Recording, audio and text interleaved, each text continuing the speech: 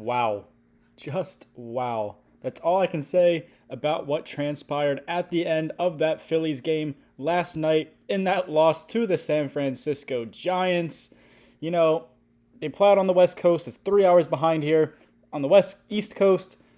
So you stay up, you watch your team. It's a close game. You tune in, you try to stay awake if you don't make it all the way, but you're trying to, at least at the very end of the game. But the Phillies brought in Jordan Romano, the closer, the late inning guy that they signed in the offseason. He has had a lot of ups and downs this year in 2025, a lot more downs than ups. And last night was one of those downs. Just awful, awful stuff out of Jordan Romano. The Phillies went into that bottom of the ninth inning with a 3-1 lead. It looked as though they were going to even up that series 1-1 heading into today's series finale against the Giants. But Jordan Romano, what do you know? Everybody's favorite reliever on the Phillies blew the game against the Giants.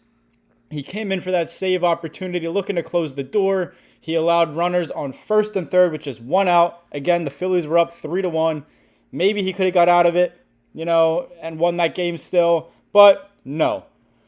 Patrick Bailey on the Giants absolutely launched a ball to deep right center field. It hit off the very top of that wall in the outfield, so it stayed in the ballpark. That close to being a normal 3-run walk-off home run, but instead it ended up being a 3-run walk-off inside the park home run by the Giants, and Patrick Bailey, as I said, hit off the top of that right center wall, absolutely crushed, and then just took a insane ricochet off the wall out there in what they call Triples Alley, deep part of the ballpark.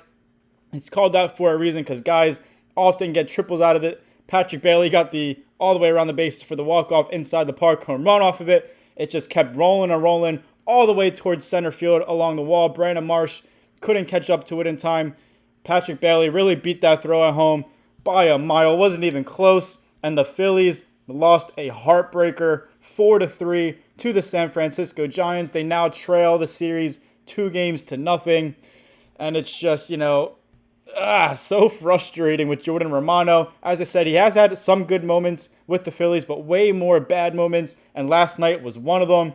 As I said, the Phillies lost the first 2 games of this series. They'll try to salvage it this afternoon against the Giants. It's a 3:45 local time here start for the Phillies. So they'll try to at least get a win before they have an off day tomorrow. And then another big, tough 3-game series still there out west, this time against the San Diego Padres over the weekend before they head into the All-Star break.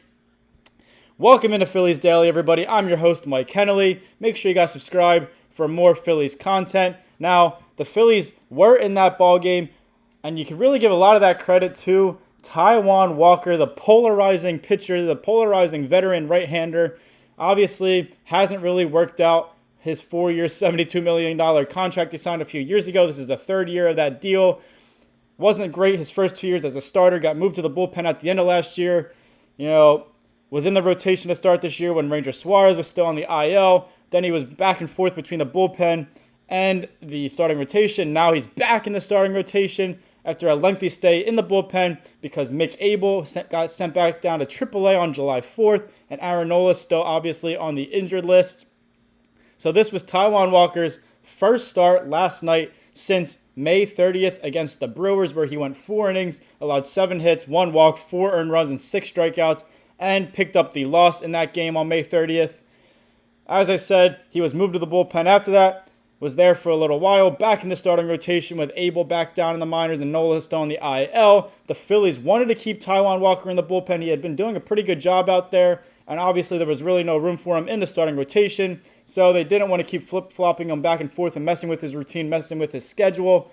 So, unfortunately, he did have to go back into the starting rotation, but he did pitch well against the Giants in last night's ball game. He went 4 innings. He allowed 2 hits. He did have 2 walks early on. He allowed just 1 earned run, and he had 3 strikeouts in those 4 innings. And really, that 1 earned run wasn't really horrible. It was a check swing that ended up getting punched down past third baseman Alec Boehm down the third base line into left field, scored a run. So really, just unfortunate for Taijuan Walker and the Phillies, but he allowed just that one run in those 4 innings, kept the Phillies in the game, pitched really well overall. He did only throw the 63 pitches. He was on a pitch count since he was being moved from the bullpen back to the starting rotation. He was really never going to go past 4 innings or past 60 to 65-ish pitches. So he got the job done. He was efficient, and he kept the Phillies in the game. And really, the Phillies should have won that ball game last night, thanks in large part to Taijuan Walker. Now, another, I guess you could say, good thing that happened last night. It's been talked about a lot recently. The Phillies haven't been scoring with runners in scoring position. In fact, they were 0 for their last 26 going into that game and to start that game last night against the Giants. They were 0 for 6 with runners in scoring position in Monday's 3-1 loss in the series opener against the Giants. And then, as I said, 0 for 26 overall before the rookie Otto Kemp hit an RBI double in the 6th inning last night on Tuesday against the Giants. And then later on, that very next inning, Kyle Schwarber hit a 2-run home run to give the Phillies a 3-1 lead at the time in the 7th inning. There was a runner in scoring position there as well. So, well, first, that was Kyle Schwarber's 28th home run of 2025 so far. So it's just an incredible season by him. He's an all-star. He's right up there with the major league leaders. The Phillies were 2 for 8 with runners in scoring position last night in that 4-3 loss to the Giants. So still not very good, but at least we can stop talking about that streak of not scoring with runners in scoring position, not hitting with runners in scoring position. Still not great out of the Phillies offense. You'd like to see them do better than just 2 for 8 in a ball game. But at the end of the day, that Kemp RBI double to tie it up at 1-1 in the 6th, and then that Schwarber 2-run home run to give them a 3-1 lead really should have been all that they needed to win that ball game before, obviously, Jordan Romano blew that game in the 9th and let up that 3-run walk-off inside the park home run. Just terrible, terrible, terrible, terrible, terrible stuff out of Jordan Romano. The bullpen pitched very well in relief of Taijuan Walker after he went those 4 innings until, obviously, that 9th inning with Jordan Romano. Now, I did mention Kyle Schwarber hit that 2-run go-ahead home run in the 7th inning late in the game to give the Phillies a 3-1 lead. But Kyle Schwarber also made a mistake on the base pass. He was way too aggressive going back to that 6th inning where the Phillies did eventually tie it up 1-1 off of that Otto Kemp RBI double. But Schwarber was hit by a pitch in the 6th inning. He's not known for his speed or any of that. He doesn't really have, wheels. He's not a fast guy, but he stole second base, trying to make things happen, trying to get into scoring position with a struggling offense right now in the Phillies.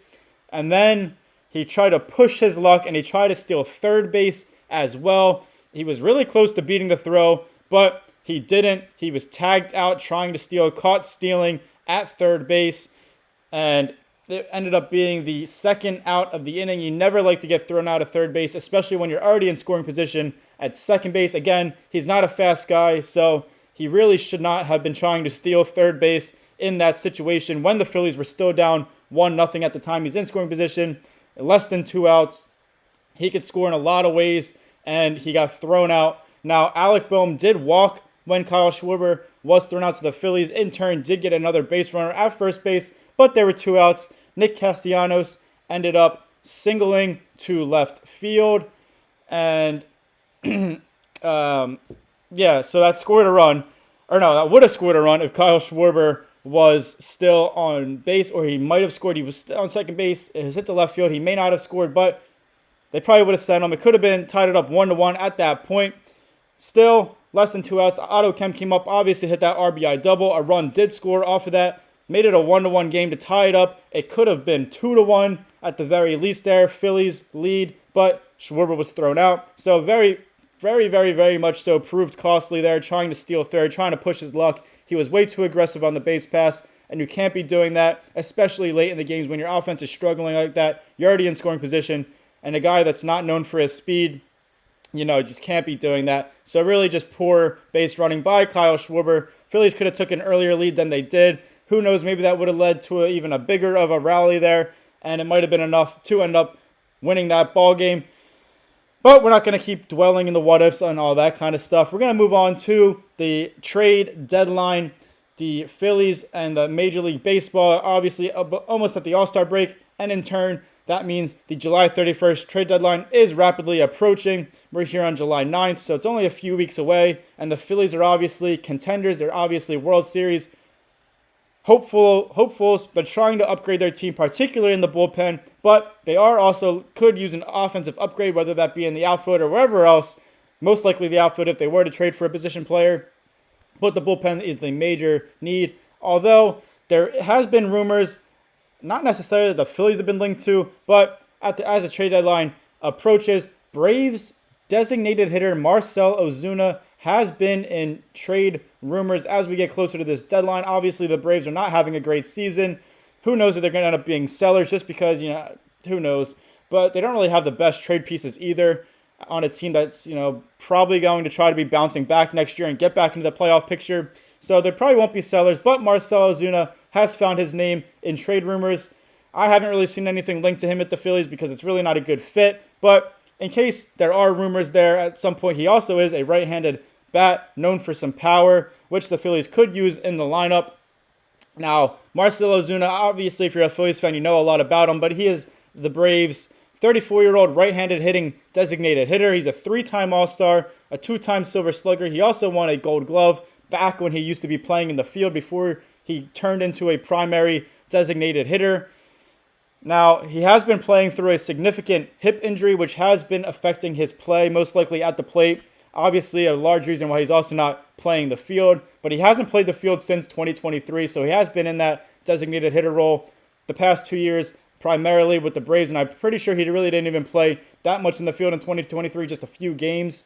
He made 2 appearances in left field in 2023. That was it. However, he does have experience at playing all 3 outfield positions throughout his major league career with the Cardinals, the Braves, and I think he was with another team at one point. Can't remember that off the top of my head. But still, he was a solid fielder, obviously won a Gold Glove. He only has 29 career errors and 8,976 in the third innings played in the field. So, really good stuff out of Marcell Ozuna in the field. Now, if the Phillies were to trade for him, obviously with that hip injury and all that kind of stuff, and being a primary designated hitter over the past few years, he wouldn't be playing the field. Most likely, he would be the DH. As I said, he's known as a power hitter throughout his career. He has 286 career home runs. However, his power numbers are down in 2025. He has just 11 home runs through the Braves, or through his first 86 games. He had 40 home runs back in 2023 and 39 home runs a year ago in 2024. So he's one of the better power hitters in Major League Baseball, one of the better hitters really overall, except this year, really struggling at the plate. He has just a .238 batting average, obviously just those 11 home runs as I had mentioned. Now the Braves are 4th in the National League East. They are 13 games out of first place. They are 10.5 games out of a National League wildcard spot. So they could be sellers. As I said, really don't have that many good trade chips on a team that's trying to bounce back and has the talent to bounce back next year or even make a push this year. They're going to have to win a lot of games, but who knows? You never know. Baseball is a crazy sport. Anything can happen. I don't think they'll be sellers. I don't think Marcell Ozuna will be on the move. I don't think the Phillies will be at all interested in him, but he is going to be a free agent after the season. So, just a couple month rental to try to add a right-handed power bat into your lineup could be a solid addition there for a team like the Phillies. Just trying to add more power, add a spark to the lineup. Again, I don't think the Braves are going to trade him. Very unlikely. And I definitely don't think the Phillies are going to be interested because he would have to be DH. Obviously, Kyle Schwarber's in that role. So that means Schwarber would have to either move to first base, which means Bryce Harper would have to move back to the outfield, which he has said he would be willing to do if it meant, getting the right player there. But I don't think the Phillies want that to happen. I don't think they want Kyle Schwarber in the field too much. I don't think they want Bryce Harper in the outfield. Rather him be at first base. Or another scenario could be to move Kyle Schwarber back to the outfield because the Phillies have had some outfield weaknesses. But he's not the best fielder. He's not the best speed guy. So that could hurt you defensively, which has been an issue. And then Bryce Harper would stay at first base. Marcell Ozuna would be designated hitter. Again, very unlikely. I don't see it happening at all, but you never know. Again, thank you guys for watching. Hope you guys enjoyed this episode of Phillies Daily. I'm your host, Mike Kennelly. Make sure you guys like, comment, share, and subscribe for more Phillies content right here on Phillies Daily. Hopefully the Phillies can salvage the series this afternoon against the Giants, pick up a win. They'll still lose the series, but go into the off day, go into that 3-game series before the All-Star break against the Padres with some momentum on a high note. But just tough stuff last night off of that 3-run walk-off inside the park home run. You never see that kind of thing happen. Jordan Romano stinks. Again, thank you guys for watching, and as always, go Phils.